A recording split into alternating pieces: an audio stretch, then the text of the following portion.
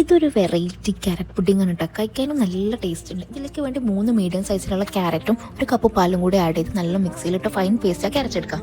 എന്നിട്ട് ഒരു പാനിലേക്ക് 2 ടേബിൾ സ്പൂൺ ഗീയും ഈ അരച്ച് വെച്ചിട്ടുള്ള മിക്സും കൂടി ചേർത്ത് നല്ലോണം ഇളക്കി കൊടുക്കാം. ഒരു ക്യാരറ്റിൻ്റെ പച്ച സ്മെല്ലെല്ലാം പോയി ഗീൻ്റെ സ്മെല്ല് വരുന്നത് വരെ നല്ലോണം ഒന്ന് ഇളക്കി കൊടുക്കണം.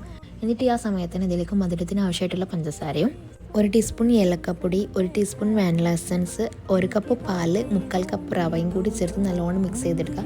ആ റവ വേവുന്നത് വരെ നല്ലോണം കുക്ക് ചെയ്തിട്ട് ഫ്ലെയിം ഓഫ് ചെയ്യാം.